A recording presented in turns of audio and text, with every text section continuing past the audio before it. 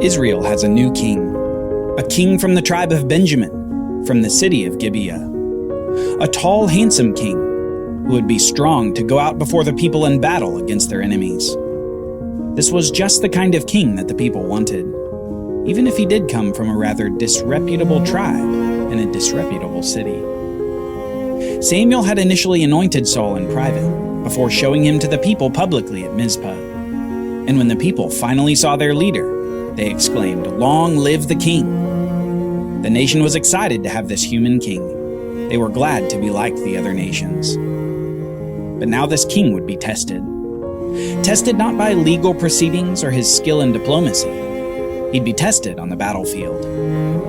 But it wouldn't be just any battlefield. It would be a place called Jabesh-gilead. Now, Jabesh-gilead is a somewhat obscure city to us, but it wouldn't have been to Saul. Do you remember how the tribe of Benjamin was able to be repopulated following the war that those 11 tribes had made upon Benjamin? Well, primarily it was done through the city of Jabesh-gilead. The whole city was completely decimated except for the virgin women, in order to procure wives for the Benjaminites that remained. One of Saul's great-grandfathers somewhere up the family line had probably taken one of these women. And here generations later was Saul, the king of Israel. Now let's find out what's happening in this town of Jabesh-gilead that causes it to become a place for battle. We read this in 1 Samuel chapter 11. Then Nahash the Ammonite went up and besieged the city of Jabesh-gilead. And all the men of Jabesh said to Nahash, "Make a treaty with us and we will serve you." But Nahash the Ammonite said to them, "On this condition I will make a treaty with you, that I gouge out all your right eyes, and thus bring disgrace on all Israel." The elders of Jabesh said to him, "Give us 7 days' respite, that we may send messengers through all the territory of Israel. Then if there is no one to save us, we will give ourselves up to you." When the messengers came to Gibeah of Saul, they reported the matter in the ears of the people, and all the people wept aloud. Nahash the Ammonite comes against Jabesh with an apparently intimidating force. But his goal isn't to destroy the city. Instead, he wants to subjugate it. He wants to collect tribute and taxes from them. One of the ways that he can ensure the city was less able to rebel against his rule would be to have the people of the city partially blinded, able to work the land, but much less able to put up resistance against his rule. As a plus, he wants to bring shame upon Israel by having a bunch of them walk around in one-eyed submission to him. However, before this treaty is made, the people of Jabesh send messengers into Israel to see if anyone is willing to come to their aid. And soon Saul hears of this development at Jabesh. Now behold, Saul was coming from the field behind the oxen. And Saul said, "What is wrong with the people that they are weeping?" So they told him the news of the men of Jabesh. And the Spirit of God rushed upon Saul when he heard these words, and his anger was greatly kindled. He took a yoke of oxen and cut them in pieces, and sent them throughout all the territory of Israel by the hand of the messengers, saying, "Whoever does not come out after Saul and Samuel, so shall it be done to this oxen." Then the dread of the Lord fell upon the people, and they came out as one man. When he mustered them at Bezek, the people of Israel were 300,000, and the men of Judah 30,000. And they said to the messengers who had come, "Thus shall you say to the men of Jabesh-gilead, Tomorrow, by the time the sun is hot, you shall have salvation." Saul sees the weeping of the people as he's coming in from the field, and as soon as he hears the news from Jabesh, the Spirit of God rushes upon him. And in this moment of anger, he cuts apart his yoke of oxen and sends pieces to all Israel. The message that accompanies the oxen pieces is simply, "Show up to fight, or you'll end up like this oxen." Then as his troops muster, he sends word to Jabesh that salvation is coming. The next day, Saul attacks before the sun has come up in the morning. We read this. And the next day Saul put the people in 3 companies. And they came into the midst of the camp in the morning watch, and struck down the Ammonites until the heat of the day. And those who survived were scattered, so that no 2 of them were left together. Jabesh-gilead is saved. Saul has great success in his first battle as king over Israel. He led the people into battle, and the nation has now seen their king lead them like the other nations. Immediately, a realignment in the crowd occurs. Those who doubted Saul's leadership shrink away, and others want to prove their loyalty to this successful king. We read this in verse 12 as the people come to speak to Samuel, with Saul close by. The people said to Samuel, "Who is it that said, 'Shall Saul reign over us?' Bring them in, that we may put them to death." But Saul said, "Not a man shall be put to death this day, for today Yahweh has worked salvation in Israel." Then Samuel said to the people, "Come, let us go to Gilgal, and there renew the kingdom." So all the people went to Gilgal, and there they made Saul king before the Lord in Gilgal. There they sacrificed peace offerings before the Lord, and there Saul and all the men of Israel rejoiced greatly. This scene quickly goes from tense to joyful.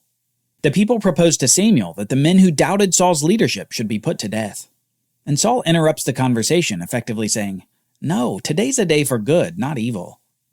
But notice his reasoning.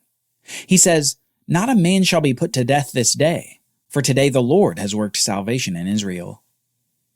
Rather than take credit for the victory over the Ammonites, Saul attributes the victory to Yahweh. Saul understands that it was God's presence that allowed them easy victory, and it was the Spirit of God that gave him the courage to lead the people. It appears that this king may have what it takes to be a godly leader.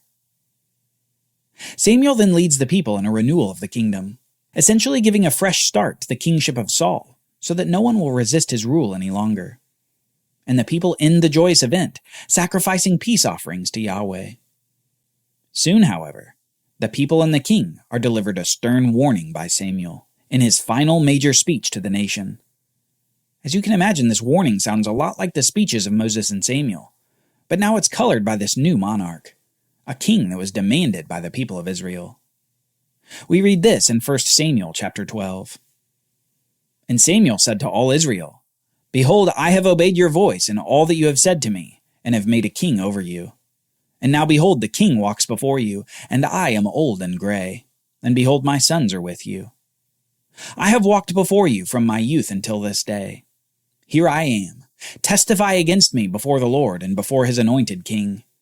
Whose ox have I taken? Or whose donkey have I taken? Or whom have I defrauded? Whom have I oppressed? Or from whose hand have I taken a bribe to blind my eyes with it? Testify against me, and I will restore it to you.' The people said, 'You have not defrauded us or oppressed us or taken anything from any man's hand.' And he said to them, 'Yahweh is witness against you, and his anointed king is witness this day, that you have not found anything in my hand.' And they said, 'He is witness.'" The first thing Samuel does before the people is defend his integrity. It's as if he's using this as a preamble for the words to come. In a way, he's saying, "You've seen my life, you know I'm honest, and now I'm going to tell you a hard truth."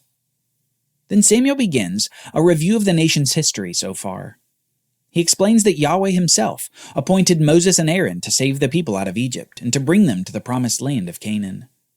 Further, when the people rebelled against God and served the Baals, God raised up judges to save them from their enemies. But when Samuel comes to the current generation, he rebukes them for turning their back on Yahweh, their king, asking instead for a king like the other nations. He continues, saying, "And now behold the king whom you have chosen, for whom you have asked. Behold, the Lord has set a king over you. If you will fear the Lord and serve him and obey his voice, and not rebel against the commandment of the Lord, and if both you and the king who reigns over you will follow the Lord your God, it will be well. But if you will not obey the voice of the Lord, but rebel against the commandment of Yahweh, then the hand of the Lord will be against you and your king." Samuel's message is simple. It's for the people and for their king. Obey Yahweh and all will be well, but rebel against him and it won't. God will bless the king and the people for their obedience, but he will be against them if they disobey. It's notable that the kingdom that God has set up for the people is not a kingdom separate from him.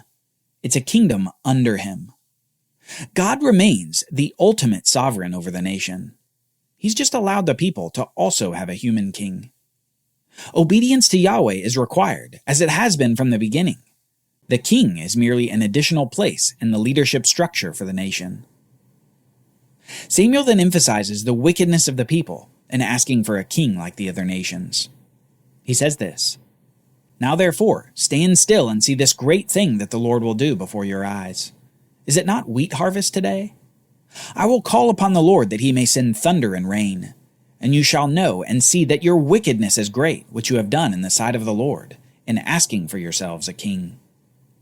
So Samuel called upon the Lord, and Yahweh sent thunder and rain that day, and all the people greatly feared the Lord and Samuel.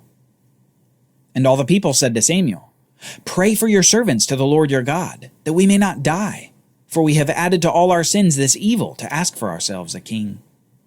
And Samuel said to the people, Do not be afraid. You have done all this evil. Yet do not turn aside from following the Lord, but serve the Lord with all your heart. And do not turn aside after empty things that cannot profit or deliver, for they are empty.